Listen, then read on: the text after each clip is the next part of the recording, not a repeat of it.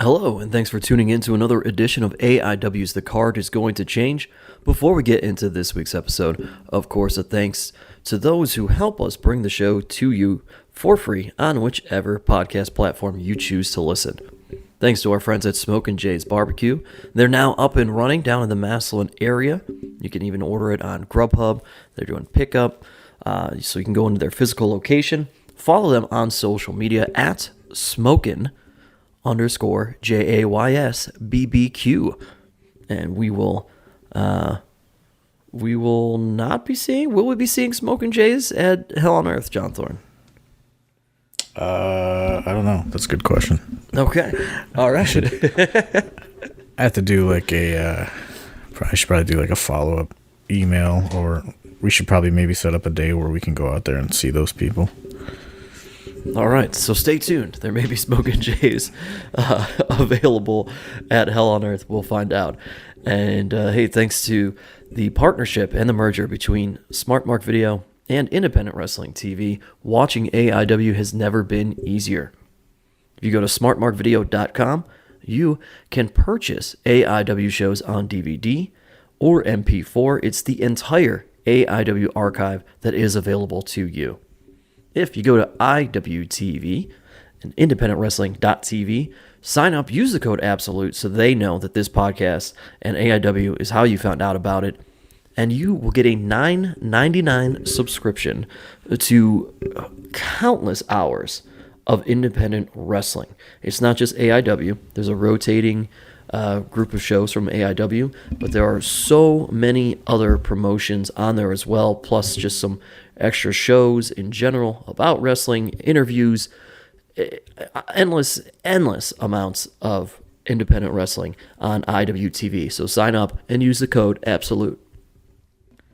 And I'm gonna dare some people to watch some AIW this week because I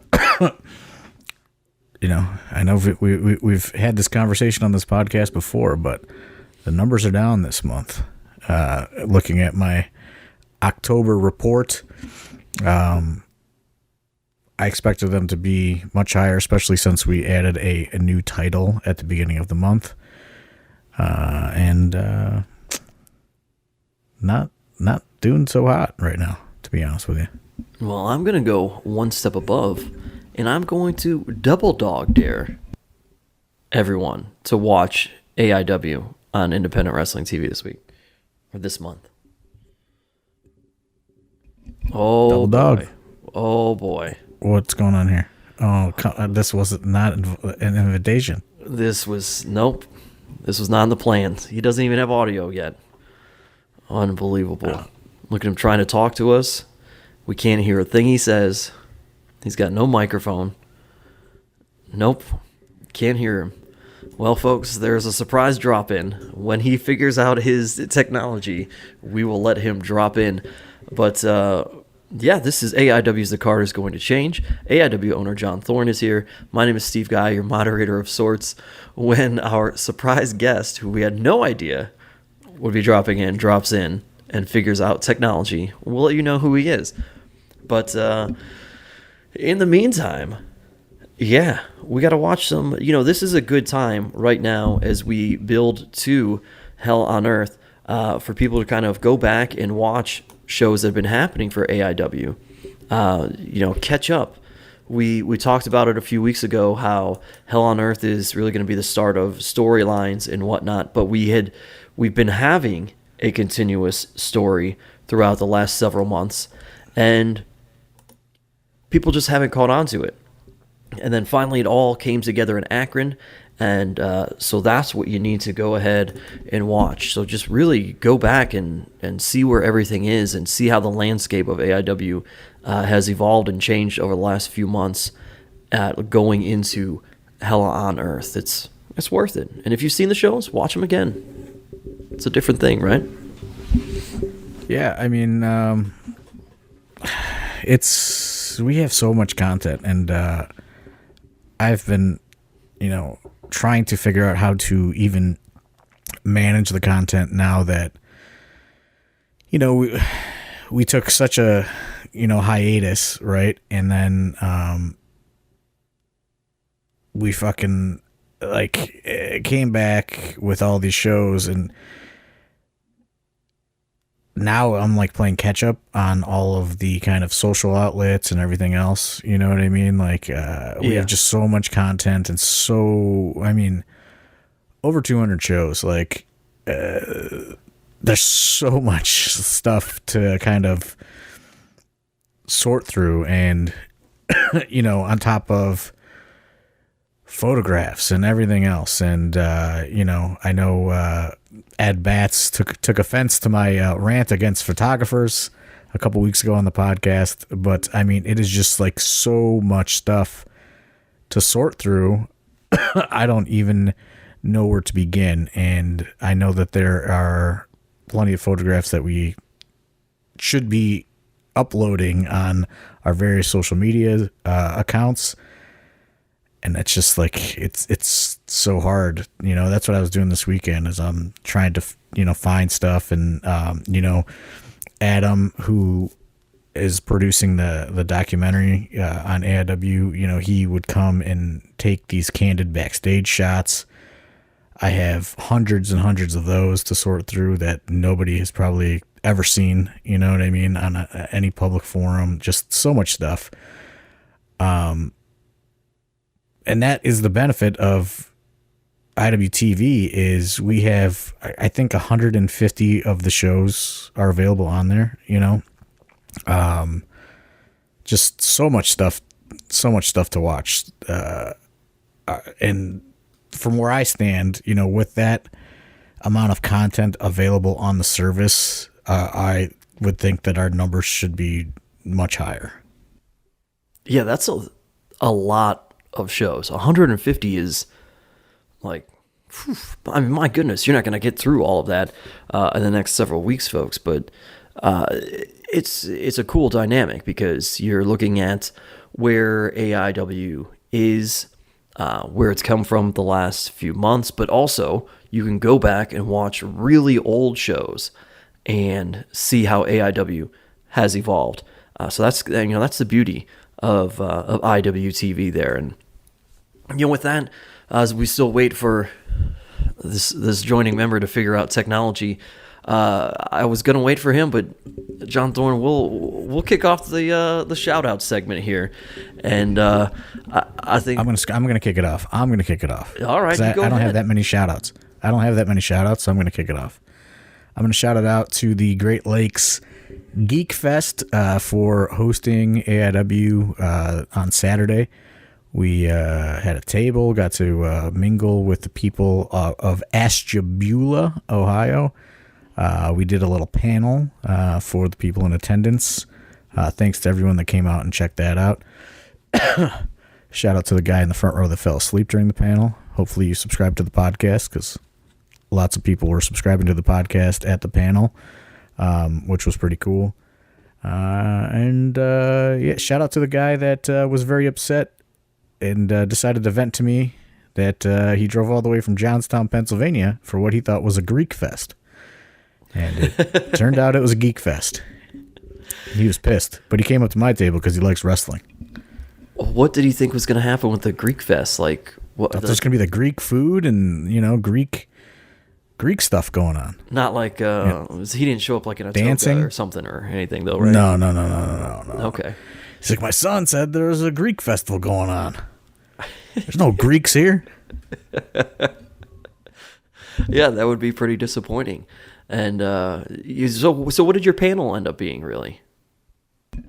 So myself, Dominic Guarini, and Derek Dillinger, we did a little panel, and we had really nothing prepared, honestly, because we did not know what we were getting ourselves into. So, we did like a little brief introduction, and then we just kind of opened it up to the floor and let them ask questions, which was pretty cool because, there was no, it wasn't recorded. There was no audio. It was just kind of like a free form Q&A session at the convention, which was, we did about an hour and 10 minutes of just kind of straight talking and answering questions. Well, that's pretty cool. I'm going to say shout out to folks at the Geek Fest for the really awesome, I don't know what you would call it, the artwork. It almost looks like anime style or something with the U-Haul truck in there. The print that they had made up, yeah. Yeah. That was really cool. They got the U-Haul truck. The U-Haul moment is caught in glory now, and will remain that way now that it's on print. That's what a really cool thing. You'll have to post that and share it if you didn't already. I gave it to Razor Sharp, so he'll have to post it. Oh, well. Hey. Shout out to Razor Sharp, who came and, hung with me all day. Dom and Derek were unable to stay the whole day, so Razor Sharp kind of kicked it with me all day, and I let him have the print. There you go. Shout out to Dom Guarini. Dom had a huge match. We talked about it last week, going into the week, and his match against Suzuki was... I don't know how you describe it. A lot of hitting each other. Oh, geez. Can you hear me now? Here. Can anybody hear me? Yeah, we hear Hello? you. Are we still doing shout-outs? What folks, are we doing? I'm in the middle of sorry, shouting out Dom flustered. Guarini on his Suzuki match, and Josh Bishop chimes in. Welcome to The Car Is Going to Change, keep going. Sorry. JB. I just want to do a run-in. You got some I saw the shout-outs for the link and I had to shout-out click segment it. here, pal? I have nothing else going on. Yeah, I got some shout-outs. Shout out to Wes Barkley, really tearing up the Chicago scene. Shout out Marty and Sarah out in Chicago also. Shout out to friend of the podcast, Officer Cole Cabana. Chicago legend. He's a legend. I'm gonna say shout out to all of the ladies who have participated in AIW. They got listed on the PWI women's chart there. Big cool thing for them. It's the PWI top 150, Steve. It's the top 150. There you go. Thanks. I didn't want to get the women's chart. Jesus, Steve. Christ. What do you still call them, divas? Whatever. It's not like a billboard. It's not a Billboard Hot 100. It's the PWI Women's 150, the top 150. But what? Dr. Britt Baker, number 4. Is that where she landed? I think she should have been number one. She should have been number one. Number 1 was Bianca Belair. I think we're gonna have to write into PWI because listen, you can't really argue that Britt Baker is probably the hottest female act in the whole industry right now. And I know I have a bias, but I mean, facts are facts. Yeah. Ruby Soho on that list. She was high ranking. Yeah, it's good. We got a alum on there. It's pretty cool. But I agree. I think that Britt Baker's she's the attraction right now on television and everywhere else. Shout out to my guy, to Dolph Ziggler, Nick Nemeth. Again, I'm going to plug it. Cleveland Comedy Festival coming up. Get your tickets. Go to clevelandcomedyfestival.com/festival. Dolph Ziggler's going to be here telling jokes November 13th. Very funny. Oh, man. Just right into that mic, Josh Bishop. Way to go, dude. Sorry. Justin Summers hates that. Justin Summers is going to be pissed because I'm not going to edit it. I'm not going to edit it out because I don't do any editing. I chop out the beginning and the end. That's not for public consumption, and then it goes up. Speaking of big matches over the weekend or over the week, WWE's Crown Jewel. I know, say we will about the show itself, but shout out to Xavier Woods winning King of the Ring. What are we doing? We're shouting out fucking Crown Jewel. What are you doing? What? Xavier Woods and Brody Lee came and watched AIW Slumber Party Massacre, and we stood outside and hung out with them for a while. So I'm giving him the shout out. You know what I mean? He's a fan of an AIW show. I'm returning the fanhood. There you go.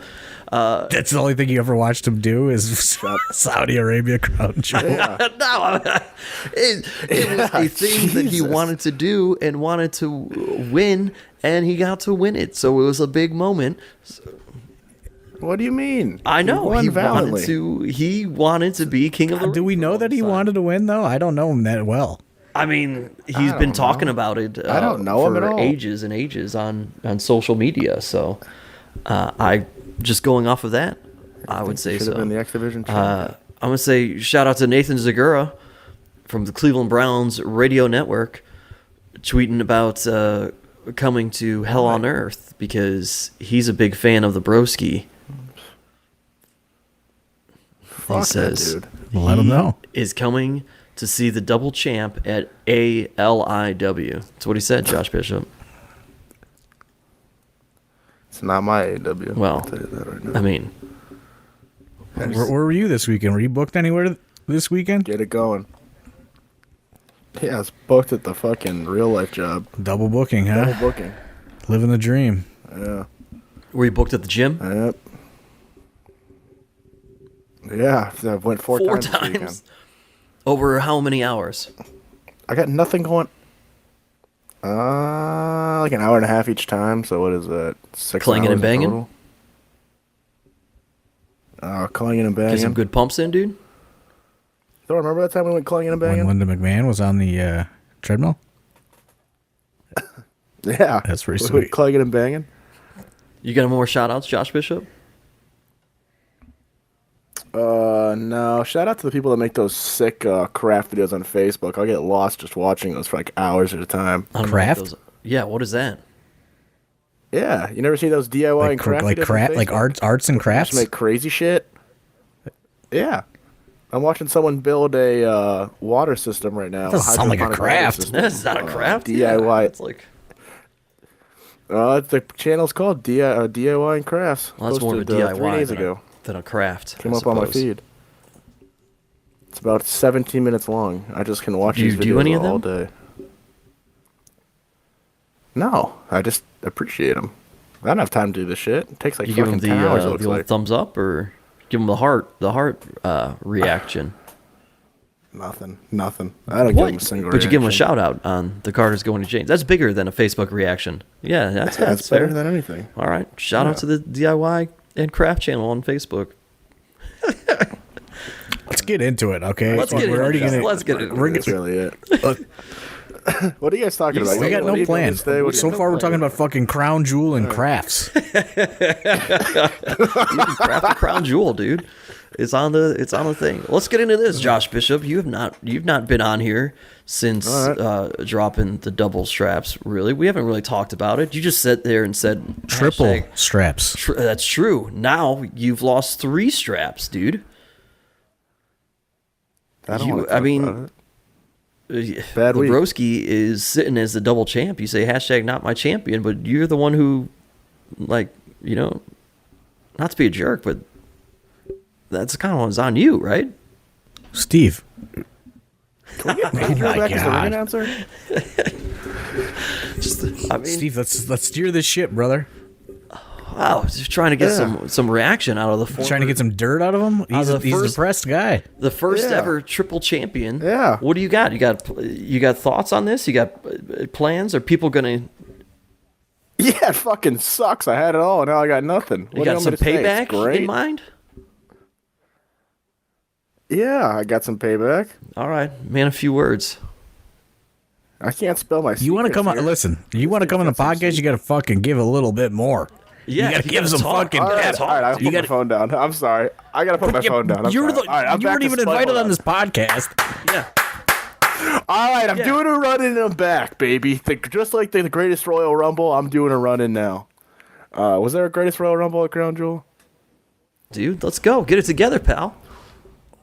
It's not for public All consumption. right, I'm ready. Here we go. Oh yeah. All right, Cut that. we're Cut doing that. it live. Cut Yeah, that, Steve. but don't you cut gotta- the cough. We're gonna. Well, you can't cut it because we don't cut anything, Steve. So fucking. All right. What are we talking about here? We're not talking about the crown Fuck it. jewel. Oh, we who want it. cares? We want your. Hell on Earth. Listen, at Hell on Earth, I'm saying it right now. Broski, bring your fucking stooges, because I got a surprise for you, baby. Me and Wes Barkley have been cooking. We've been cooking, and we've been eating, and we're ready for Black Friday. We got some surprise. You want to surprise us with the old PME? That's fine. That's fine. We'll do you one better. We'll do you one better. You got no. I thought we were. What are you saying? What are you saying Yeah. here? What are you trying to say here? I'm not telling. You're going to have to wait and see. You people are going to have to wait and see. I can't let all my secrets out. Where's the? I'm not Meltzer here. I got to keep my secrets. Where's the Brickster? Yeah. Fuck if Brickster, he's... I think creative might not have anything for him. Brickster's building a business, man. Missed out on his match with Tom. Yeah, I don't know what he's doing. He's just not focused on wrestling, I don't think. I don't know. Maybe he is. I don't know. He didn't come to his match with his Tom. Social media is pretty wild lately. Yeah, you want to ride a bicycle or you want to fucking wrestle Tom Lawler? Hey, man. Come on, bro. Guy went viral. Welcome to the club. That's true. That is true. You went viral with the, well, he didn't have to go through off a balcony. Are you guys fucking tables. sleeping or what? There's no energy here. Josh, I'm trying, to Thorne. look I at need Josh I need a Thorne fucking Bishop, pre-match and it's putting me slap to right sleep now. over there. I can't Wants to digitally jump on like, the I know. I'm sorry. podcast and Jesus, man, what the hell? I know. comes on the All right, I'm podcast and sorry. starts I'm sorry. texting. Yeah. Josh Bishop, let me ask you this. PCO is What's announced for AIW, for Hell Sick. on Earth. Who do you Not think my- he should face? You also Ryan think Kaplan. Kaplan? Full Now, names. Oh, yeah. Would I'm a you big go- Kaplan fan. Will you go so Kaplan far fan. as to, like Britt Baker did, and say that you will not follow AIW if Kaplan doesn't get the match? No? Hey, what do you think?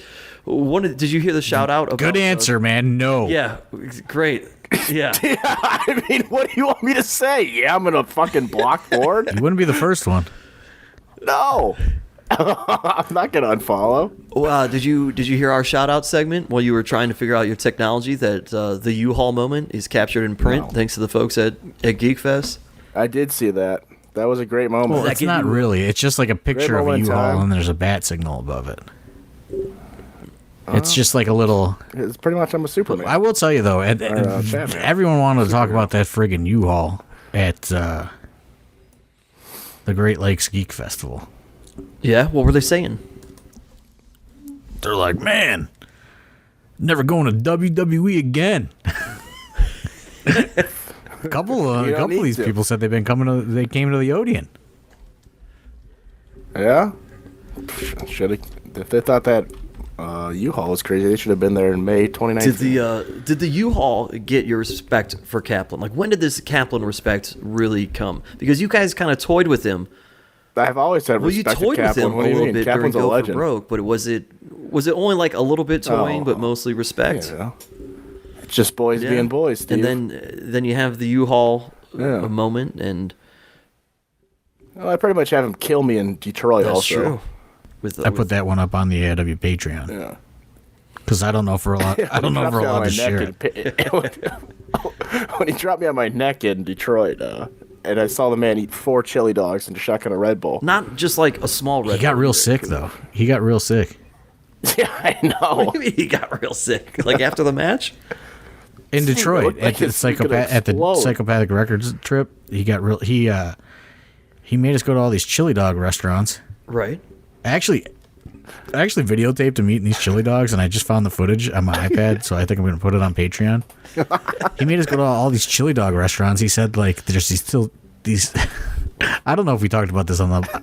I don't know if we talked war. about this on the war. podcast that we discussed this trip, but if we did, I apologize. I'm going to We tell did a talk story about the again. Red Bull, but I don't know if we talked about the chili dogs. Okay, so Kaplan only took this booking. Like, he didn't care about working for ICP or anything else. He only took this booking because in Detroit, he read about these chili dog restaurants that have been feuding for like 100 years. And they hate each other so much that they like have businesses right next to each other. And like, there's this huge feud over who has the best chili dog in Detroit. And, he's really hyping it up. He's like, it's like the Hatfields and McCoys. Like, he's telling us the story in the car. And Wrestle. we have to leave early, and we go to, like, downtown Detroit. And Kaplan goes, and he gets I think he gets 2 or 3 chili dogs from the first place. And then he walks to the next store and gets 2 or 3 more chili dogs. And then he just takes them out sets them on his car hood and eats them.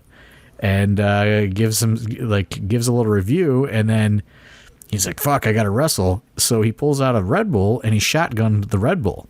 Like, that is not healthy. That's not a healthy way to consume a Red Bull. And it wasn't a small Red Bull, right? Like, it wasn't like a little. Well, all Red Bulls are all the same. No, they have. It's like, they have like 20 they ouncer. used to be like 8 or 12 ounces. Yeah, now they got these big 20 ouncers. Oh, maybe it was a big one. I don't know. But he shotgunned whatever it was. And then when we got to Psychopathic Records, I couldn't find him. And he was like sitting like on the like ground in the parking lot. Like, his face was beat red. And he said he thought he was having a heart attack. And we were contemplating if we should call 911. And he sat there for a little bit, and he was sweating, and he started vomiting, and all the Psychopathic Records people are just like there, and this guy's like dying on their property, and I got him a water, and he's like, I think I should go to the hospital. And I mean, when I say his face was, I mean, he has a kind of a dark complexion, and his face was like red like the devil. Like, it was bright red. And I didn't know what to do, and he drank some water, and he sat there, and it looked like he fell asleep / died for a second, like his eyes closed. And then he kicked out. He kicked out. He's like, okay, I feel Big better. kick out. He's like, I feel better. He's like, let's do kick it. out. And then he started like rummaging through like the yard. Like, I think they moved locations, but like they had like a complex, and like Kaplan's like rummaging through like the yard. So he found this big. Yeah, he's like, oh hey, can I use this gate? It's like their old like fenced in gate, and like he's like, hey, can I use this? And like, where did you find that? He's like, over there in the grass. They're like, sure. But yeah, he almost died. But anyway, I think I'm gonna put that stuff on Patreon, whatever. I mean, it's not like any sort of complete like vlog or whatever. Mm-hmm. But and I don't think I was recording when he was dying. But I will. We should have recorded when I started bleeding at the rest stop, and we had to stop for like 20 minutes. I don't remember that. I sneezed we went to the rest stop, and I sneezed when we were trying to find food, and then my head started bleeding all over again. And Kaplan was trying to put fucking pressure on it, these paper towels to get this. I remember he was driving, and like I looked at him, and his eyes were closed. And I was like, "Hey man, I'm trying to stay up with you." Josh, did you think he was going to puke on you during that match? After all that? No, not really. I mean, all right, let's get to the heart of the matter here. I was more just like worried about my life. Who's the better food reviewer, Josh? Wes Barkley or Kaplan? Wes Barkley, come on, man. What kind of question is that? Wes Barkley. Oh, shout out Brew Nuts. Let's give them a shout out. We're throwing it back. Shout out Brew Nuts. Yeah, shout out to Brew Nuts. I knew I had somebody in my shout out segment I missed. Shout out to the owners of Brew Nuts who popped into the Flatiron while I was bartending. I was wearing my Joshua Bishop Stiffy McGee t-shirt. And they could not believe it. They were like, oh my gosh, he's wearing a Bishop shirt. He's got this Bishop shirt. And they kept saying Bishop. Like, they knew you. And I was like, who are you people that you know Josh Bishop? You asked them that? And they said, oh, we own Brew Nuts. He comes into Brew Nuts all the time. He's a big supporter. We love him. I haven't been there in a while. They said, we love Josh Bishop. I got to make the trip. They're like, up. we're gonna get a couple Stiffy McGee shirts. I was like, all right, get on it. Should have had it already. I don't know what you're doing. But yeah. Do you think that Maserati Wes Barkley's food reviews could be elevated with now that I know the backstory of Kaplan's research into these food things? No? You don't think a little bit of help from Kaplan as a producer could elevate Wes's food reviews? Oh, if they had like a TV show together, that'd be wonderful. Yeah, because Kaplan just went to like the East Coast just for chili. Yeah, for cheesesteak. He went to Boston just for chili.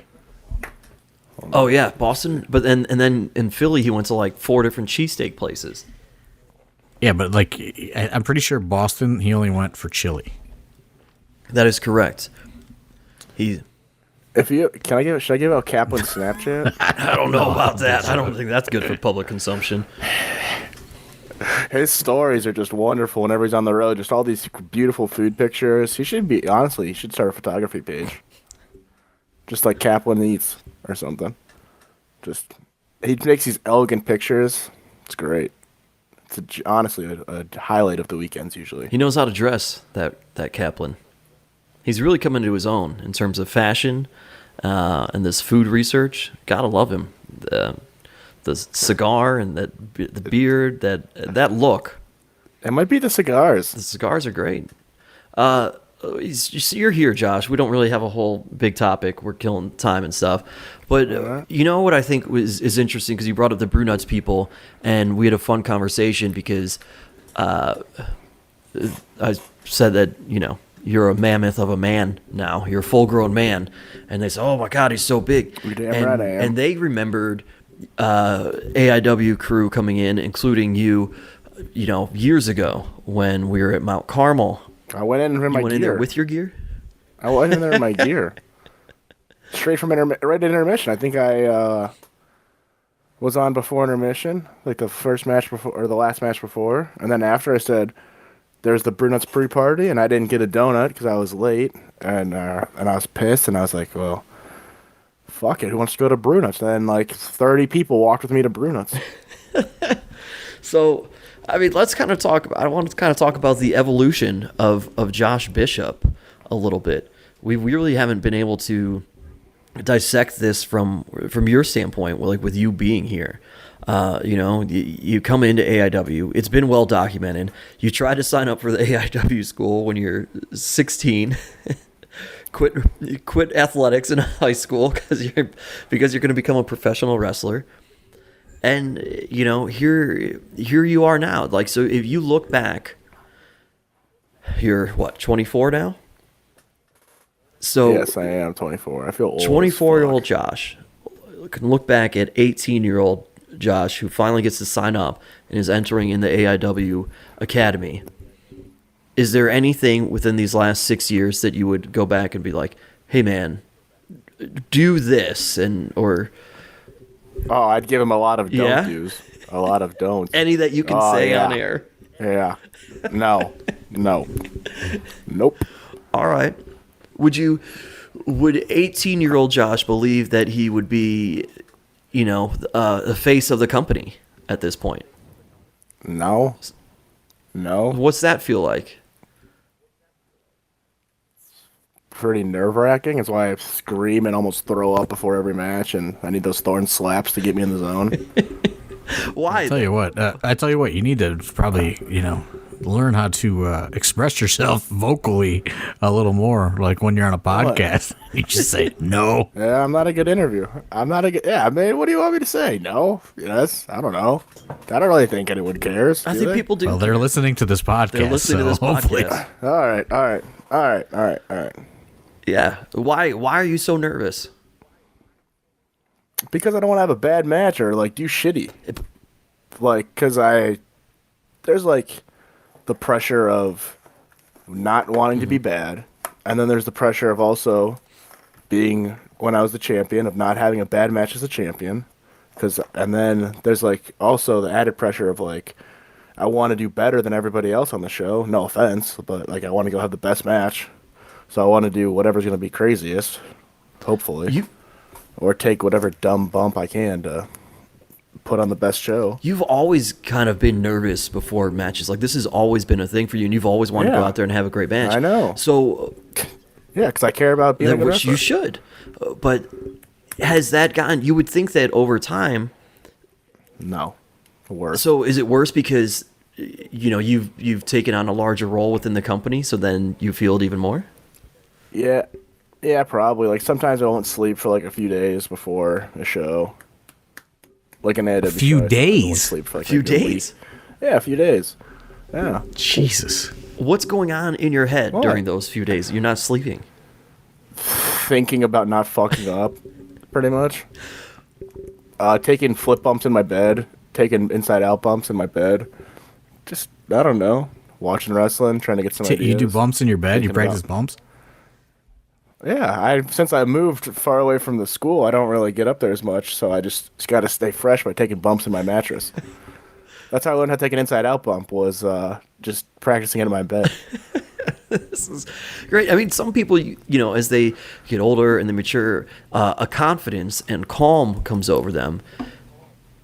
Not at all for you. You don't feel like No. you have to. I feel like you have gotten more. Maybe you don't think so, but Now that I can see, yeah. Oh, yeah. Now that I can see, 10 times better. Because before I could never see past my shoulders. But I never wanted to tell anybody I couldn't see my vision was really as bad as it was. Because then I didn't want people to be like, oh, well, I don't want you to pick me up and throw me across the ring if you can't see. I always just hit him with the squints and guesstimated. What an interesting thing. Doing bumps on your mattresses. I mean, go ahead.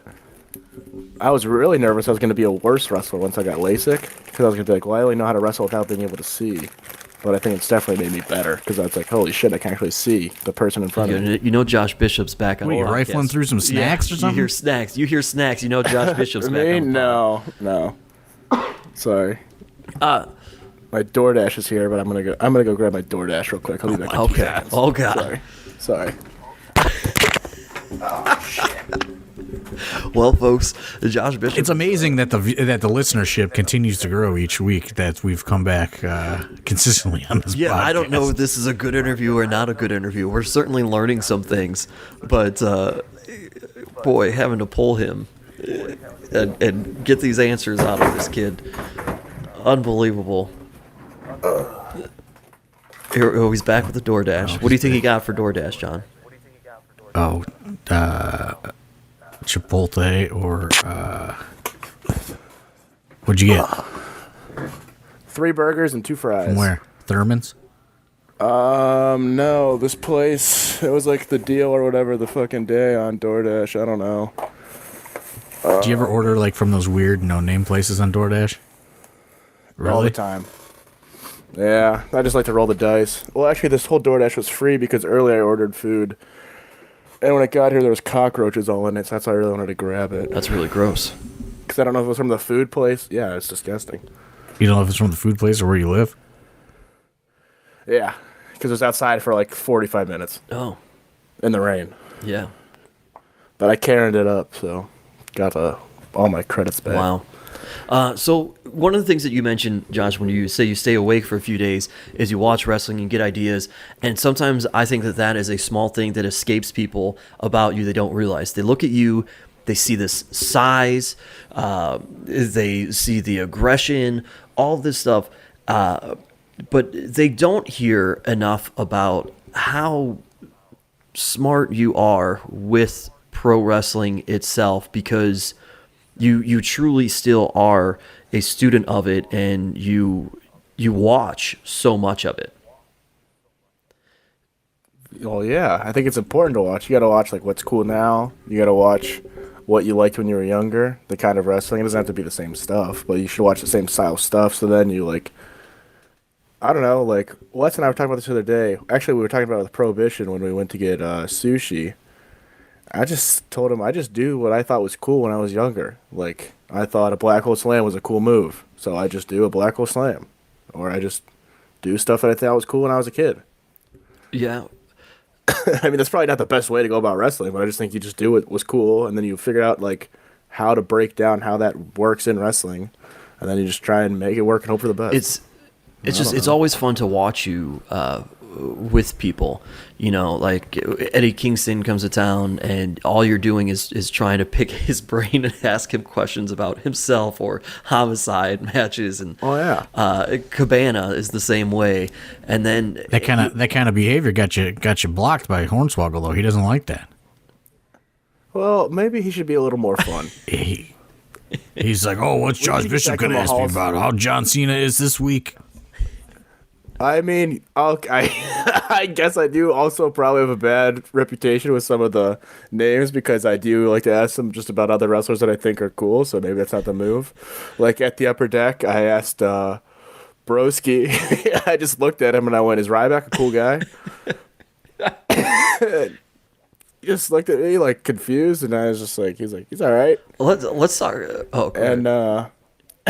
that was it. That's it. Like, I probably should ask him for more wrestling advice instead of just like, hey, is this guy cool? Is this guy cool? Is this guy cool? Yeah, I want to touch the one thing that we really haven't talked about on this podcast and hasn't been talked about anywhere is this whole mentorship of Josh Prohibition to the Rip City Shooters.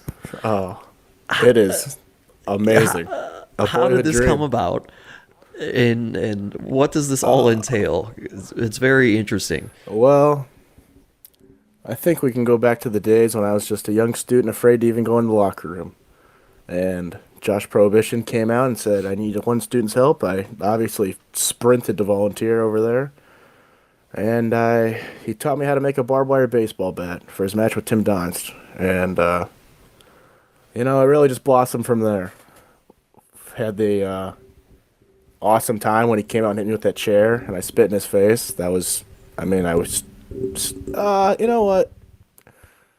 I don't know. Maybe I don't regret spitting in his face because it was kind of like sick because we just kind of like called it out there. He was just like spit in my face and I didn't know what to do. I still don't really know what to do. So I just spit in his face because I thought he wanted me to. Turns out he didn't.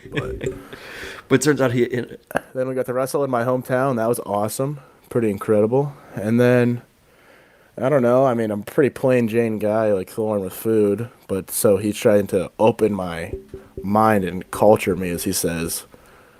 Like, one night he took me and Wes out to get wine. I thought you were supposed to drink wine like beers. You're not. So I was hammered. And I was just hammering wines back. Do you call it wine or cups of wine? Glasses I don't even know. of And then he wine. took us to get sushi.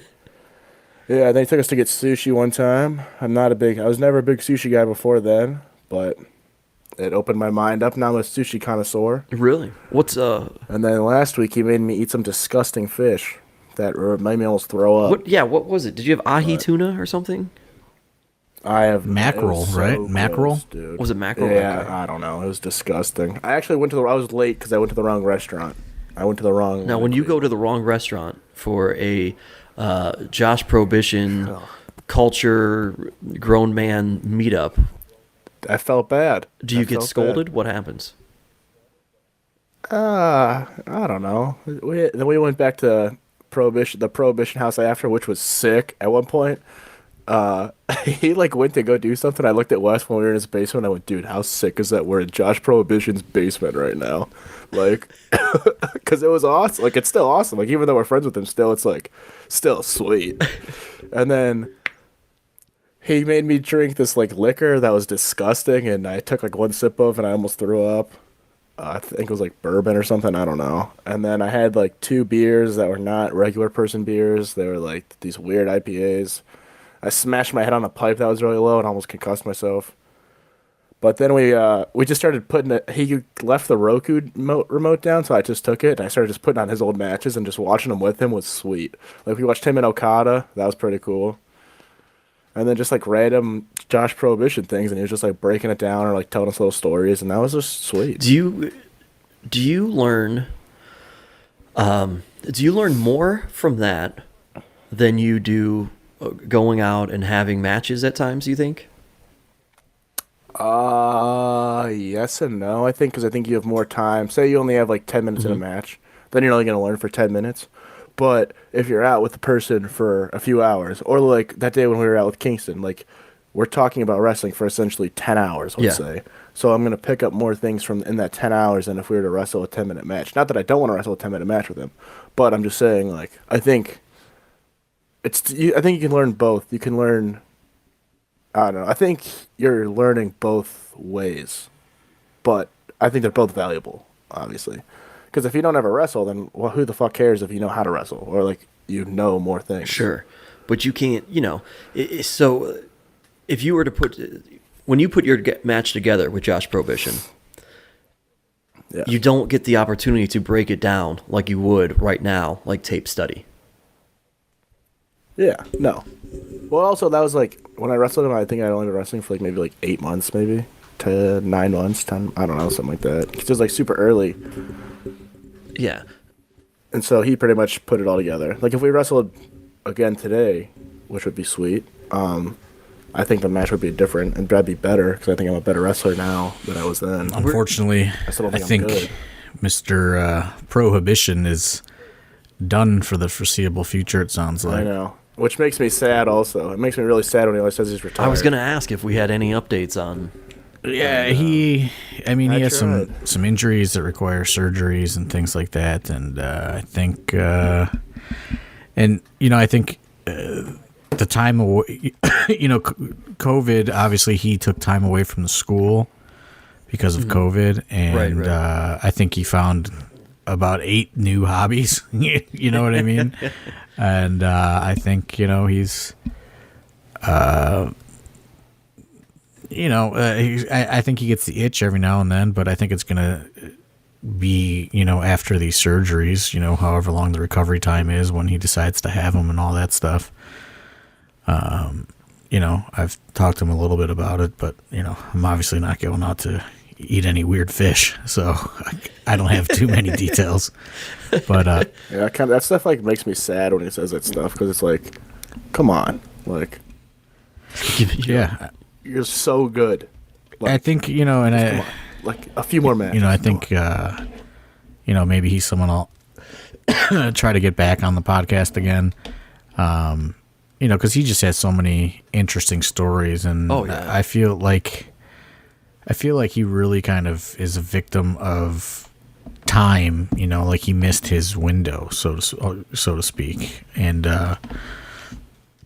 it kind of sucks as far as his pro wrestling career is concerned, but knowing Josh Prohibition, the human, it worked out very good for him, in the real world. So, I don't know. It's like one of those double-edged sword situations, but it's I'm hopeful after he does his surgery and stuff like that he'll start coming around the school again, and maybe we can kind of push him to do a few more, a couple a year. I would love to wrestle him again. Oh, it'd be awesome. Well, let me ask you this, Josh. Now we actually finally have you talking. Sorry. You're doing great now. 6 years in to wrestling, and you're at AIW here now, and you've already accomplished so much in that time frame. The first ever person to hold all 3 titles at the same time. Are there things in your head that you still want to do and accomplish? Oh, absolutely. Absolutely. What are some of those things? Yeah. I mean, I want to be in the main event of Absolution. That's the biggest show. I want to be in the main event and have the best fucking main event match of all time. Yeah, you guys kind of got screwed for COVID too. Yeah. I thought Justice and I would have had a crazy match probably at that last year. What would have been last year's Absolution. But I don't know. Hopefully I'll heat up and get some sizzle, and I don't know. What else? Get back that. I mean, that's the biggest one, I think. Obviously, doesn't everybody want to be the top dog? You want to be the guy? Yeah. Yeah, I want to be the guy everywhere. Yeah. But especially You did close out an Absolution by. Oh yeah, that was sick. That was a sick text. Except then I didn't sleep for that whole night before because I was nervous. Why? What were you nervous about then? Doing a run in at the end of the show. Because I'm closing out Absolution. That was a big moment to you. What's a bigger moment to you? When John Thorne says, "Hey, we need you to close out Absolution. You're going to do this," or well, it starts out with if you don't die tomorrow, because I was thinking about having Justice set me on fire and give me a DVD, which I thought would have been crazy. Fucking idiot. Yeah.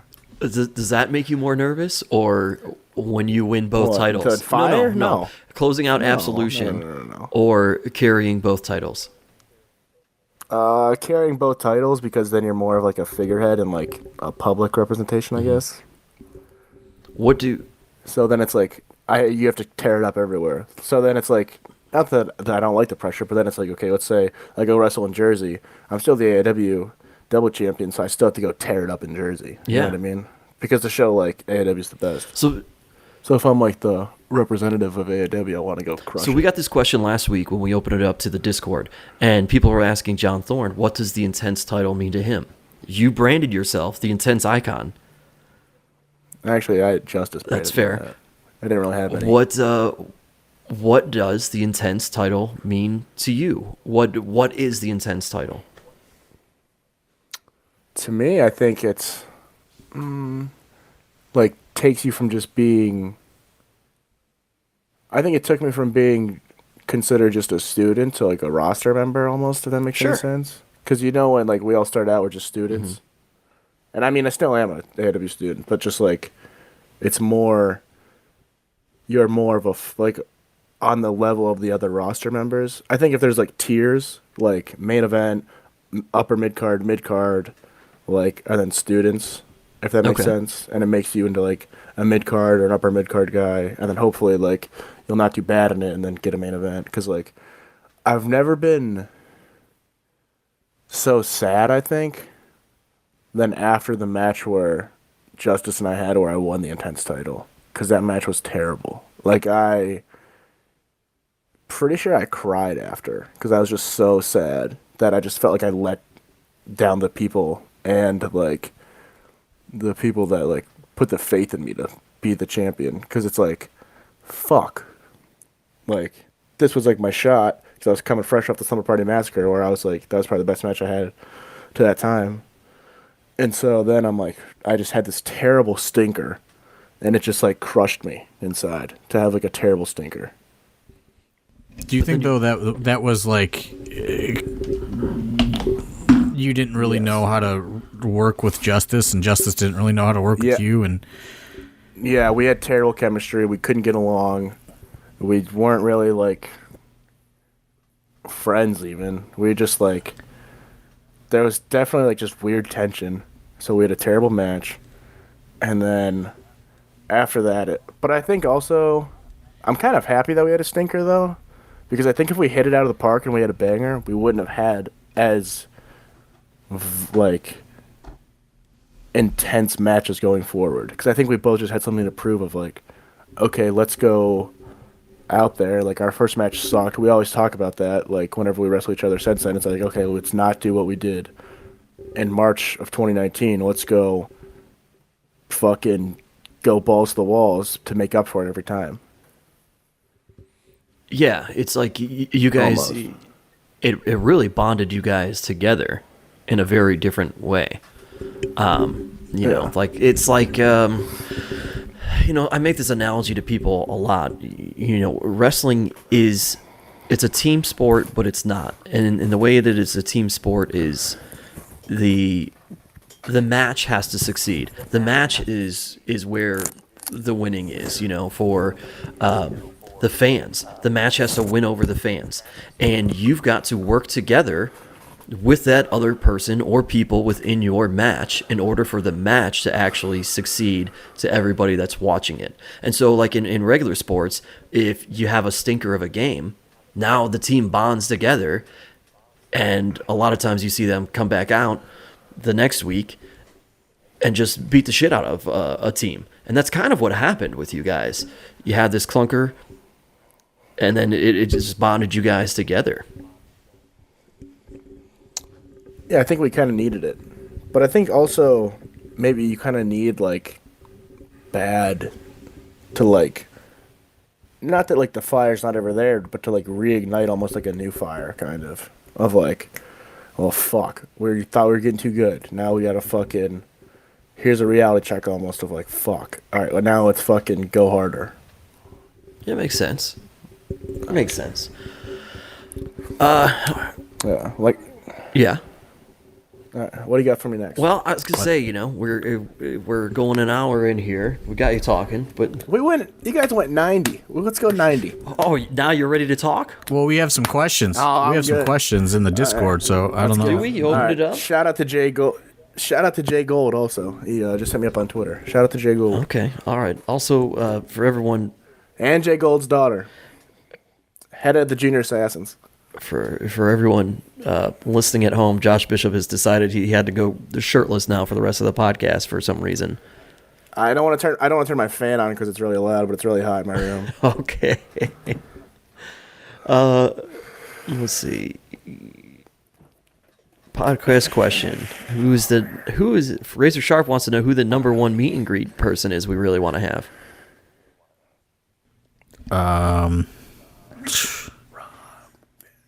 mean, am I allowed to say Hulk Hogan? Can I say Hulk Hogan? He can probably make a lot of money. Yeah, you would. I mean, you would make a lot of money. That's the meet and greet I want. I want the meet and greet that's gonna bring the most people. You know, like Stone Cold Steve Austin. You know, like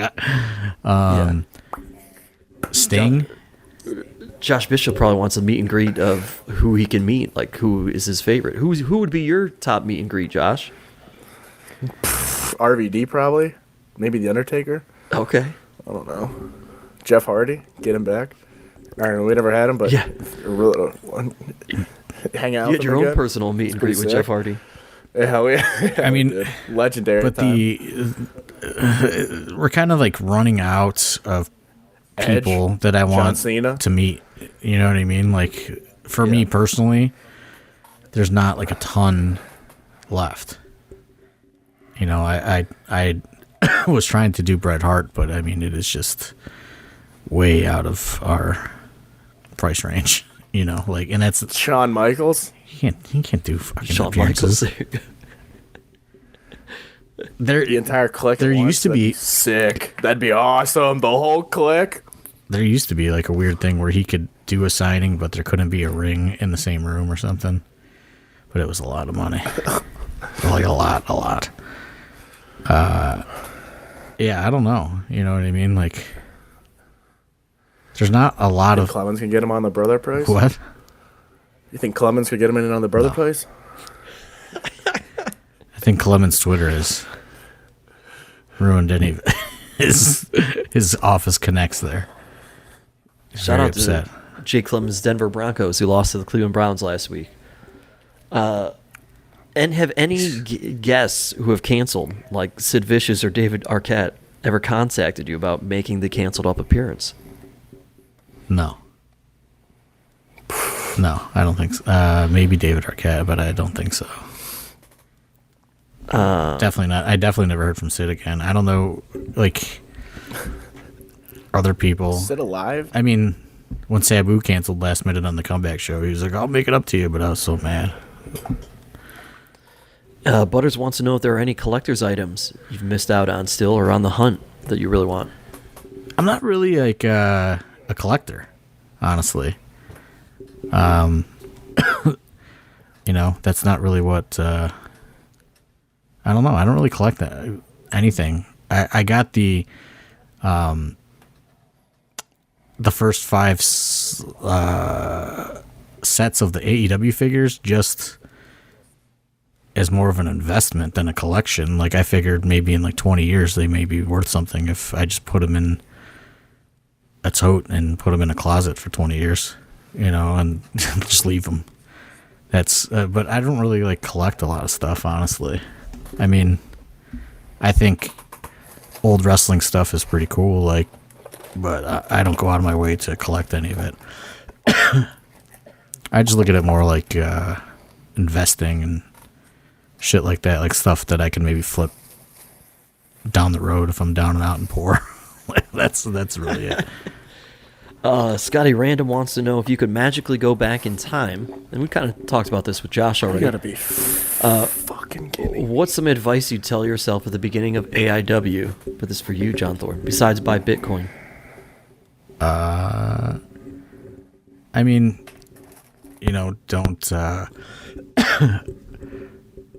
think that you're going to take over the world at the age of 21. That's fair. Don't probably enjoy it more, because I mean, there was like a long time where I was just like angry about everything for like 10 straight years. Probably keep more stuff, you know, like just for, you know, historical purposes, like flyers and posters and stuff like that. Like, you know, when you're 21, 22, you know, you don't really give a shit about any of that, you know, it's just like on to the next one sort of thing. Sure. And then, you know, just realize that a lot of things were like a lot of things that I hated actually made sense in the long run, you know. And I probably would have started doing meet and greets a lot sooner in the game, honestly. But you just don't know, you know what I mean? Like all that stuff you don't you have to learn, you know. So I can't sit here and say like I would have did it this way because I didn't know any of this stuff, you know. Like it's kind of a loaded question. But I probably like keep stuff would be like the main thing, and you know, take more photos with people, and you know, just enjoy it more because you know, like look at all the stuff that's you know happened, how many people have passed away or gone on to superstardom, you know what I mean? Like, and at that time it's just you know, it's just another show. Who would be considered contenders for the Hoss Division boot? Should it ever be defended? Now, Duke claims that he defends it all the time, just not at AIW. Me. That's the one title that has eluded you, Josh Bishop. I don't know if I officially recognize it as a title, to be honest with you. Nope, I don't. Is it because the Duke holds it? You don't recognize it as a title? It like was like a kind of like a gag thing, you know, like for before we had students, like you know, we tried a couple of these like tryout type of underneath shows, and then we tried them with students, and I don't know if I recognize it as like an actual real title. I mean, it's a funny thing, and you know, it's made the most sense with the Duke because he actually, I mean, in his head, it is a real championship, you know. Yeah, no shit. Listen to him on commentary. People do want a shot at it, though. That's a real thing. What the hell was that? My cat broke something. Oh, Whiskers. Sorry, Justin Summers not editing that out either. I thought it was Josh Bishop doing something over there other than wearing his C Nation banner on his head. Yeah, isn't that sweet? I don't know where I got this at, but I have this sick 10-year strong John Cena flag I got hanging up in my room, which is pretty sweet. One time when I was probably 23. I started dating this girl, and she brought me over a present, and it was a John Cena poster. I was like, "What the fuck am I gonna do with that? Like, I don't want that. That's awesome. I don't want a fucking John Cena poster. Like, why? Was that when he was Word Life? Nah, no, I don't. I think it's after that. I think it's like, you know, that was probably like 2007. But I was like, what the fuck? You didn't want to be in the chain gang when you were younger? I was an adult. We were adults when that happened. I was an adult. I was an adult man. I didn't want a John Cena poster on my fucking wall. I would take one up right now if I had. I thought right next to my Death Row Records poster I got that's a over good there. poster. I got a space for John Cena one right next to Josh, it. do you think people would be surprised? I got these Death Row fucking billboard plaques sitting in my office right now.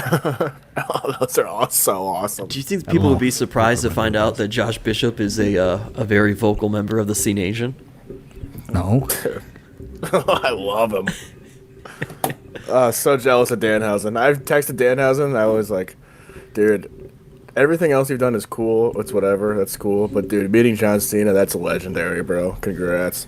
That's awesome. So now Danhausen has made it in your book officially? Danhausen's sick. Oh, yeah. I met John Cena. I met John Cena in 2005. I know. That's awesome. I didn't really even care. I watched his whole... Wow. I don't know. We were just like helping promote his concert. We had a little AIW booth there. How could you not care? I would be losing my mind. So what's up? I think the Throwbilly was the only one that took a photo with him. Yeah. Non-wrestling, what remaining movies are you looking forward to this year? Spider-Man. When does that come out? December, I think. Okay. Me? I don't think it's any. for everybody, yeah. I don't think any. I don't even know any other movies that are coming out. I really Scream. haven't been good I think the new about this. Scream is in 2022. Like that's it. I mean, I was really only looking forward to Halloween and the Many Saints in Newark. Other than that, I don't know anything else It's just that's really coming out. I have lost track of movies because, not being able to go to the theaters for so long, and now they're kind of open, and it's just weird. I can't even tell you what's coming out to say that. Brother, the theaters are open. They've been open. I went to. I saw a bunch. I just started seeing movies when the theaters opened. How is it? I haven't been to the theaters yet. I've been waiting for Spider-Man. It's fine. I'm saving myself. It's fine. When I went to go see Halloween Kills, it was fucking packed. Like, packed. Really? Okay. Like, I believe every bit of that movie made $50 million because it was playing on 7 screens and it was fucking packed. Like, Did you get popcorn? yeah, it was a 30-minute wait for popcorn. Wow. How much butter do you put on your popcorn? I don't know, a couple squirts. Like, Really? average amount.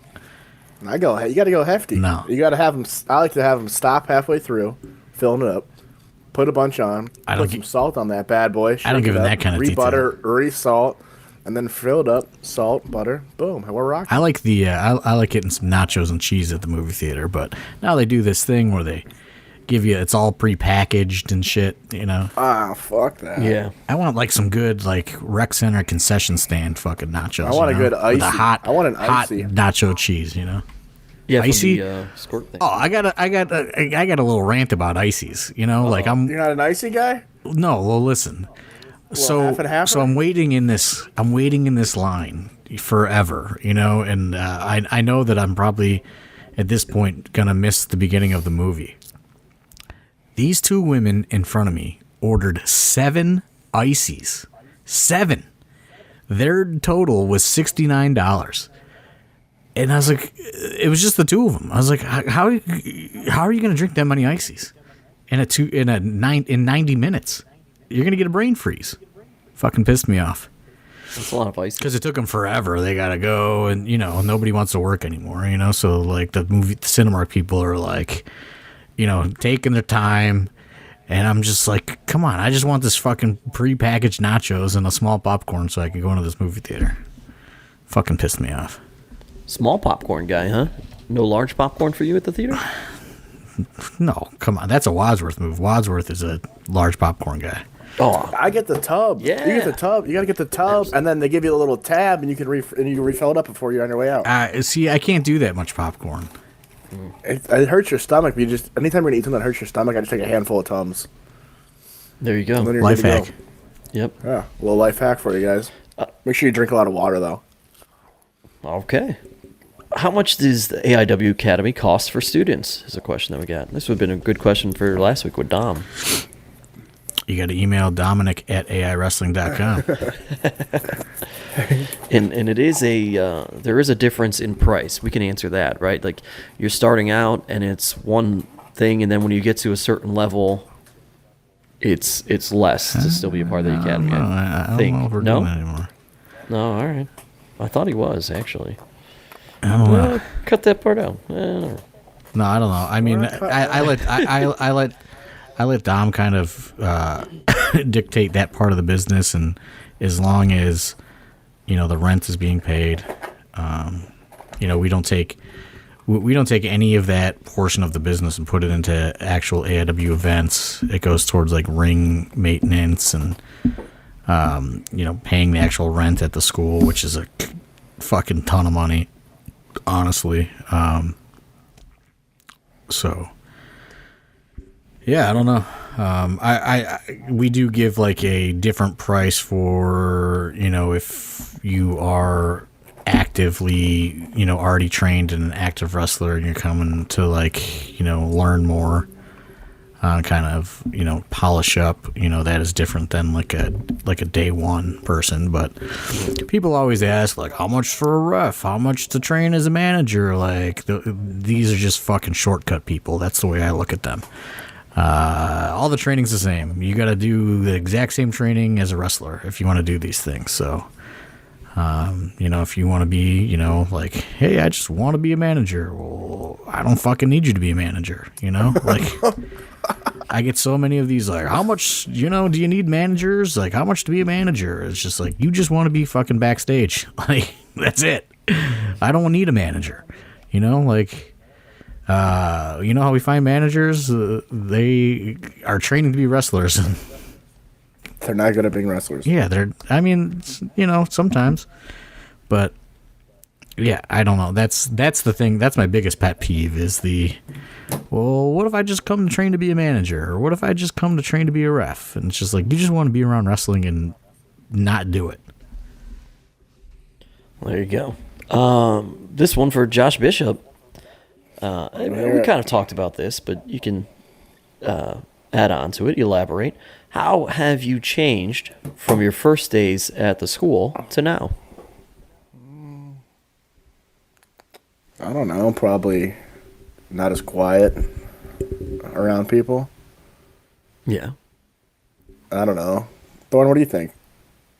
This is. I mean, I think there's definitely a strange confidence. I won't say it is a large confidence, but there is a type of confidence there now with you where you feel comfortable. You're still very nervous and things, but yeah, I don't know. I would say that it's kind of hard to see, like, it's kind of hard to, like, to see the transition because, like, I just want everybody to act like a fucking adult, like it's like eventually people just kind of catch on. I would say within the last, I don't know, 6 months even, there's been more of a serious effort of like a leadership role to a degree where, maybe before you wouldn't talk to people quite as much about their matches necessarily because you didn't want them to think, oh, who the hell are you? But, this going back to what I was saying earlier, you're such a student of wrestling. Like, you have watched so much and you have talked to so many people. Like, you have really dissected wrestling more than a lot of the people that come through the AIW Academy. And, you now have this, you've just been more vocal to pull somebody aside and help them. Because I think that you have this realization where, okay, you do want to go out there and have the best match, but if everybody can have a really good match, it's going to elevate the whole company. The show's better. I'll tell you what. I'll tell you the best way to explain your confidence is I don't think you'd be letting Alex Daniels push you up against a wall anymore. Oh, no, not at all. No. Because you didn't know if you were allowed to defend yourself or talk back. Yeah, because, like, I mean, obviously being like a lifelong wrestling psychopath fan, like, I've read a shitload of books and stuff, so I figured I'm going to come into wrestling and get the shit beat out of me. So when I was getting, like, knocked out in training by Alex Daniels and shit, I just thought, it's part of the game, you know what I mean? Like, I'm not trying to bitch about it. Or when he's throwing me into lockers at the fucking Mayhall's after party because fucking Britt Baker bought me a fucking beer. Didn't really think anything of it, you know what I mean? But then when I realized, like, oh, that's not how, like, AIW is. Like, we're a team. Okay, cool. Like, I would not... Yeah, I would not. Not that I'm, like, I'm a tough guy, but, like, it's kind of like a thing that Thorne always... That you kind of taught us all was, like, don't be afraid to stand up for yourself. Like, even if you get your ass beat, you still stand up for yourself. That's better than just standing there getting your ass beat. Yeah, there you go. Well said. And now, a lot of good life lessons I've learned from John Thorne. That's the bonus program at the school. Yeah, it really is. That'd be lost probably. And you've also your mom came and saw me at work once. Your mom came and saw me at work once. They gave me a list of things she wanted me to have you do, but she said you would only listen to me. So she said you'd only listen to me. So she gave me a list of things that I needed to slide into your mind. And I've been working on them. I would say, one of the things, and it's a transition for a lot of wrestlers, though, but when you were first starting out, Josh, you were the recipient, we talked about it at length with Josh Prohibition, of working a match with someone and having them make you look really good. And you've now taken on that role of elevating people up. Like I think back to, Who the fuck is he elevated up? Yeah, who have I elevated? I gotta cut you off here. Steve. Yeah, I haven't elevated anybody. I want to know where this. I want to know where this statement is ending. Not elevated per se. Who have I elevated? Not I'm always the elevated, worst but- wrestler. I'm always the worst wrestler in my matches. That's the best. That's No, the but benefit, because though, you're is if you're the- because you're so big, you can take opportunities with other people. So, like specifically, I'm thinking about you guys have this match with bulking season, and Chuck Stone gets to do things that he can't always do because he's always the biggest guy in the match. But you were very selfless in that match with them, and I think that's part of the transition of who you've become.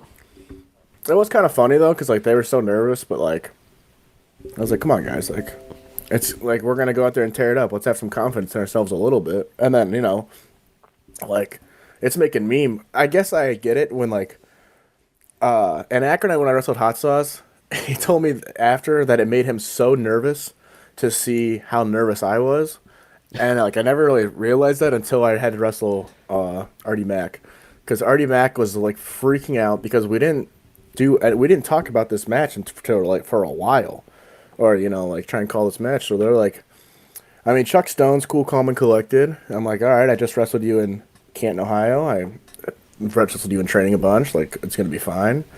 And then Artie Mack's just freaking out and like screaming and like pacing back and forth, and it's like, all right, man, like, fuck, are you gonna kill me out there? Like, can I trust you to not drop me on my neck tonight? But, I mean, Artie Mack, legend, though, literally just took that coast to coast like a champion, didn't even put his hands up, just ate it right to the face. Legend. Artie Mack. Artie Mack's an unsung hero. There you go. Shout out to Artie Mack. Shout out to bulking season. Shout out to bulking season. This kind of goes along with that question, but is from your boy Jay Gold.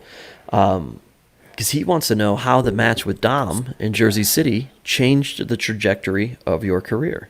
And Jay Gold says that's one of the top 3 best indie matches he's ever seen. I don't know. I think it, like, made it look like I don't suck. Or, like, people know who I am, kind of, from it. Yeah. I wanted to go have a crazy match, and then, like, Dom wanted me to come up with he was like, well, you better come up with some good finish to make me submit. So then I was just watching some movie, and they just set someone on fire, and I was like, has that ever been done in wrestling? And I was trying to think about it, and I was like, well, people do the handcuff stuff, and they'll just beat them up or whatever. Like when, I think it might have been Cena and Randy Orton, they did like the handcuff spot for an I Quit match, and then he just hit him with the kendo stick a bunch. And I was like, what if I just try to set him on fire, then he just quit then, because it's like, you don't want to lose. But then you just work backwards from that of like, if you just go out there and I try and set him on fire right away, the crowd's not going to believe, like, oh, you just set him on fire? This is fake wrestling. That wasn't going to happen. So you got to work backwards from that and, like, if your violence is at a 10, you got to go 9, 8, 7, 6, 5, 4, 3, 2, 1 and work that back to the 1. So it's like a natural progression of the violence almost. Kind of. So then it's like when I'm putting stuff through his ear or he's sticking stuff in my head or we're in thumbtacks and we're bleeding everywhere, it, like, makes sense that, like, we're turning the violence up throughout the match, kind of. So then, like, when you get to the point of the fire, it's like, holy shit, is this dude really going to set this dude on fire? I'll say that I think the match legitimized you in kind of a weekend full of gigantic stars. The AW show was not.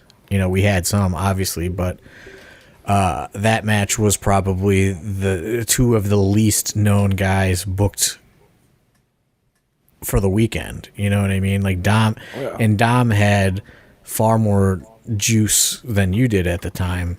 Yeah. So I think it legitimized you as far as sorry, Justin Summers, I coughed again, no mute. I think it legitimized you as a performer in the eyes of not only fans but other promoters and workers as well. Yeah. And I think that's, the momentum was obviously stopped, through COVID and everything else because, that was only in 2019, right? Yeah. Yeah. Yeah. So, one 1 year, pretty much, because we were getting ready to Yeah. go back to the collective, essentially. right. Correct. So I think And I think that is kind of important too. Of definitely of like, I think it's important to like have the other name or like other people in the locker room not think you're like a jabroni. You know what I mean? So like when I had a crazy match, like it was cool to know like, okay, like the other people in the AW locker room, not that like they respect me or like have respect, or I don't know, like almost like I have their approval of like that it's okay to be on the card almost, if that makes sense. Because it's like, I know I don't belong on the card, but as long as like not enough people hate me in the locker room and like guys that I look up to, then it's bad. I don't know if I'm even making any sense here. But it's like, I think, from my perspective, I don't know if I'll ever want to do WrestleMania weekend again. I think we did it. I think, arguably we had probably the best show of the weekend, and at the very least we had the best unexpected show of the weekend. And I just don't know if we would be able to recapture that lightning in a bottle again. And like to me, like it's like we came, we saw, we did it.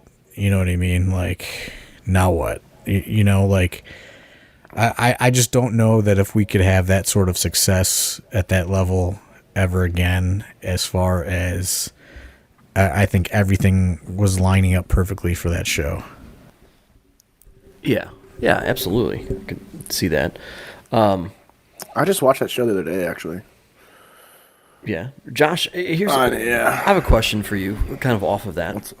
When we talk about are there other things that you want to accomplish in AIW and whatnot, there is that match. It was incredible. It was fantastic. But then you think about the Justice rivalry and how crazy those matches were, and you became known. You got, Broski talked about on his podcast. He said for some reason all Josh Bishop matches have no rules at AIW. That's just the intense title. He just didn't know. Yeah, but so I guess my thought and question. Not an official rule. You guys have just made that a rule. Like that's not come an on, official rule. just let it happen. Come on. So the people want it. Do you feel like though you have something to prove in ring, like that you can show people, hey, Josh Bishop can have regular wrestling matches? Yeah, I mean, definitely. I think I have something to prove every time I wrestle. Like, I want to go out there and be like, I mean, no offense to everyone else on the card, but like, I'm in the fucking Josh Bishop business of like showing that I'm the man. And like, just like I think Dom Greeny, when he goes out there, he thinks I'm in the Dom Greeny business, I need to show I'm the man. Or Justice goes out there and says, I'm in the Justice business, I need to show Justice is the man. You know what I mean? I think everyone should have that mentality. Would you like? And if you don't, would you like to try and have more of those standard rule matches? Oh yeah, I could have a match any kind of rules. I don't really care. I'll just figure out how to make it work Okay. the best I can, hopefully. All right. Your boy, the Rip City Pharmacist, says hello. That's not really a question, but All right, shout out to Rip City Pharmacy.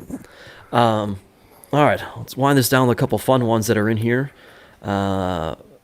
Gentlemen, your Mount Rushmore of Halloween candy, with Halloween coming up this weekend. Does anybody have one?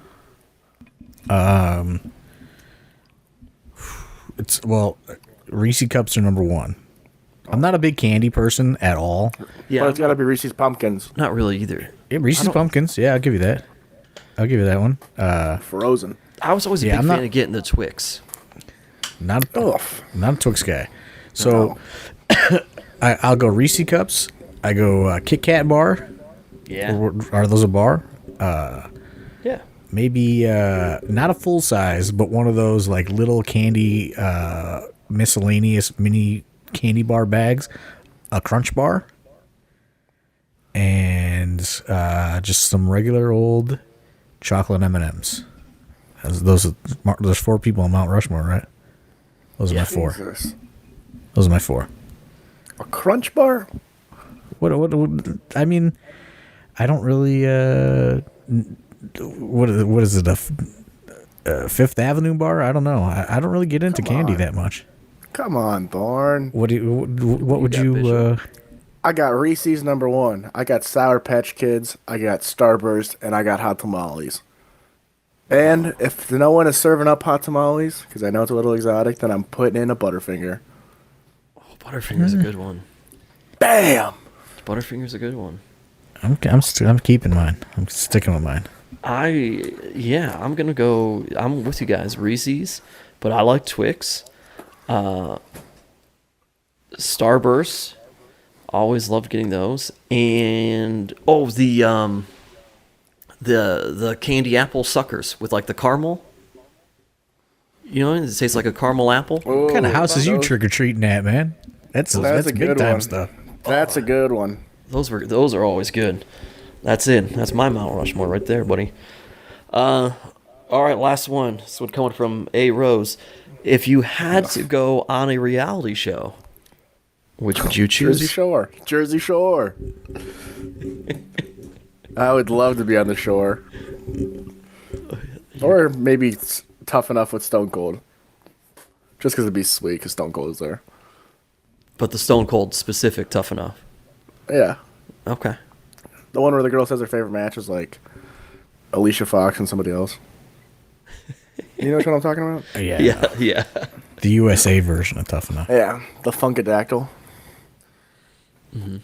John Thorne. I mean, I would embarrass myself, but I would have to go with the challenge probably. I mean, I would probably have to do a little training though, to get ready. There's a lot of physical activity on that show. A lot of to the gym with physical me? activity. I learned that I don't think I do too good on a zip line. No. Sounds terrifying. I went to. You ever go to this place, Urban Air? You ever go to this place? It's like in Fairlawn area, maybe. It's like an Akron-ish area. No, but I've heard about it. But Man, they got like they put you on a harness and you can like jump off this like way high in the air and like terrifying. Like that's why Shawn Michaels is the man, because he fucking came down on that zip line and then just wrestled. Dude, you put this fucking shitty little harness on with this teenage kid that hooks you up, and you go climb this ladder and you try to jump off of this cliff and grab this like punching bag. Like it took me 45 minutes. I stood up there.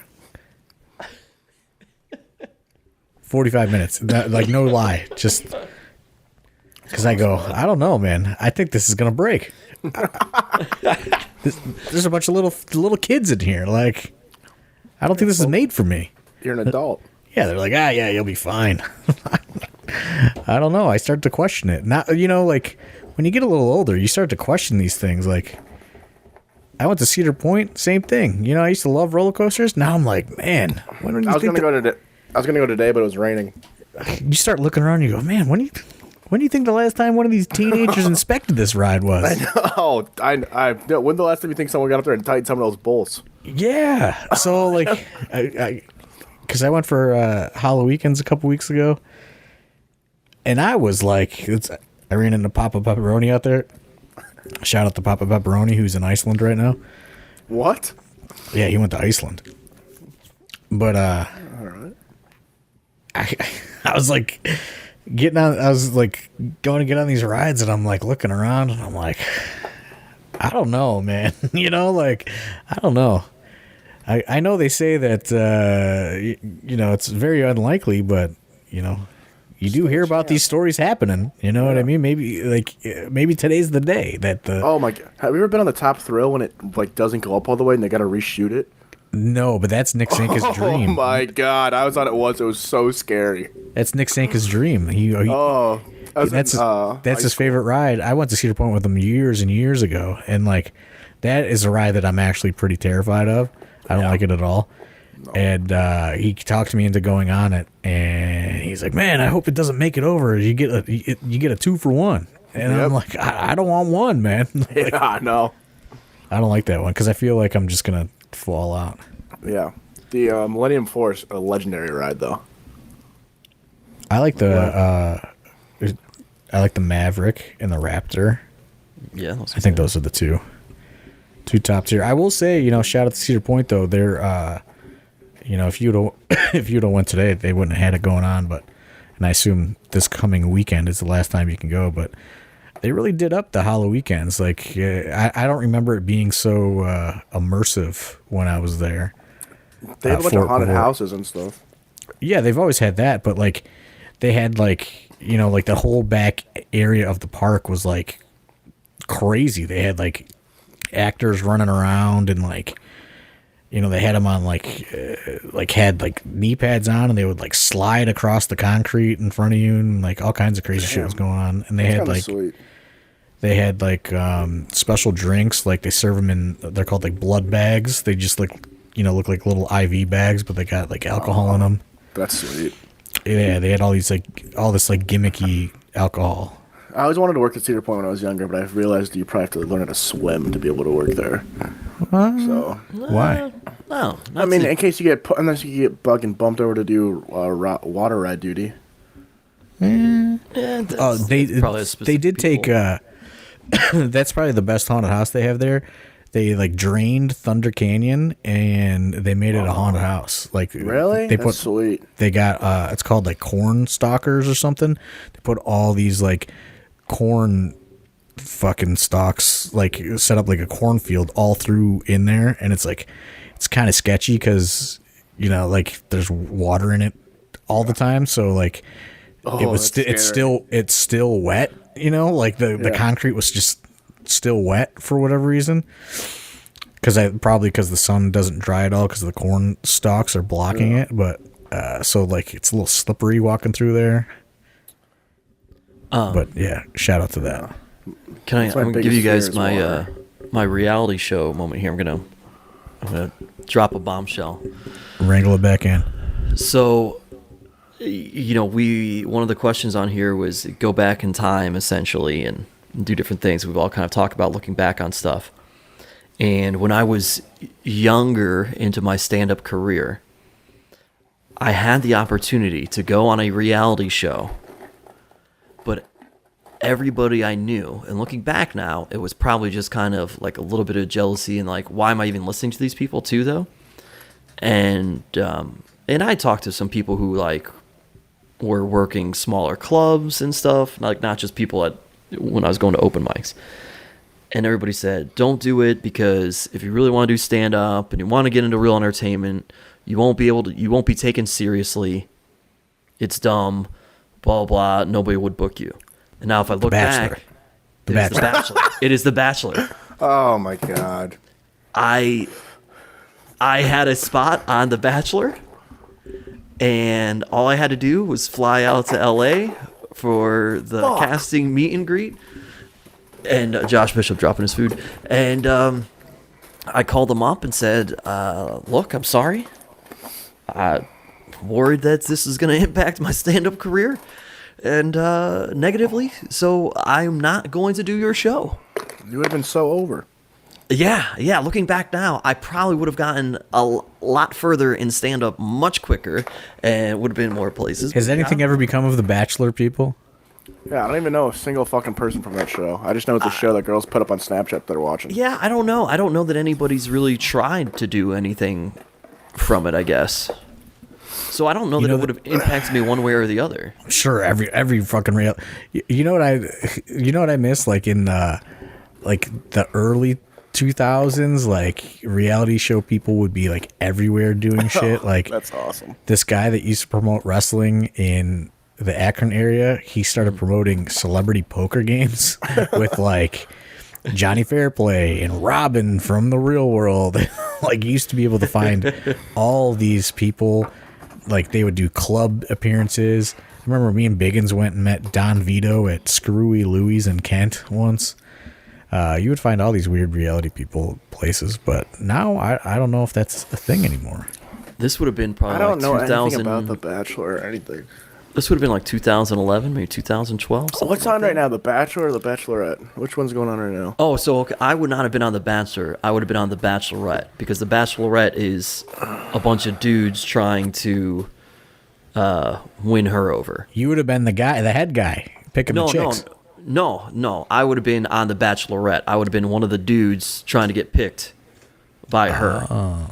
Yeah. But then if she would have not chosen me, I don't know, and people liked me, I guess that's how it used to go, and still does to an extent, then maybe I could have been on The Bachelor. Who knows? But, you know. Mr. Brickster was on, what was he on? I Love New York? I Love New York, which was an offshoot of the Flavor of Love. So yeah, there used to be like all sorts of weird contests and stuff. I probably said this story before, but this guy that was involved in like our properly trained wrestling back in the day, his name was Brian Backstreet, and at the time, he would always apply for all of these, reality TV shows at the time. Like, I'm pretty sure he was like a finalist for The Real World once. Awesome. Was flown out. He was almost got on one of the first Tough Enoughs, and he won a job at Maxim magazine by he applied for some contest, and it was like who was the last person standing after drinking all night in New York City. Oh wow. And he parlayed that into a job from Maxim to becoming the editor of the WWE magazine. He worked at WWE for like 5 or 10 years. Wow, I don't know what he's doing these days though. He's back in Ohio. When I was younger, I did really want to be on The Real World. I thought that would be a pretty cool experience. I always wanted to be on the Jersey Shore or some shit. There's some Netflix reality show with people from Cleveland on it. What? Love is Blind or something. I think they're from Cleveland. I got some good Netflix. Maybe that's a Nick Lachey created Netflix dating show, actually. You guys watch You? No. Nick Lachey had a great reality show though, Newlyweds or whatever it was called. Yeah, with Jessica Simpson when they were married. He would just pound Miller Lights. Me and my friends, we still when it's time to chug a beer, we just say Nick Lachey. That means you got to chug your beer. Well, gentlemen, anything else? That's all the questions in here. I don't know. You guys want to keep talking for the podcast or what? I was just hopped on. No. I had nothing going on, and I saw you were on. No, All right. Fucking. I think we did good. We got through this, and we did well. So great job, Josh Bishop. Thanks for letting me be a part. I appreciate it. Thanks for the opportunity. We pulled you through. Happy to have had you on. Are you typing right now? Not me. Oh, that's me. John Sorry, Thorne. Justin Summers. I should point out, Justin's thing was more. Well, you would have just done that. Muting when you're not talking, but coughing when you are talking, and a cough comes up is okay. But whatever. We did all of those things on this when we weren't supposed to. We're rule amateur hour. breakers here. We're rule breakers here. We're rule breakers. All right, that's gonna do it for this episode. Anybody get Scotty the body figure? You guys see that? No. I'll send it to you on Instagram. For the Intense Icon, Joshua Bishop. For AIW owner John Thorne, my name is Steve Guy. We'll talk to you next week right here on The Card is Going to Change. Woo! Nice. We went longer than last week. Hell yeah.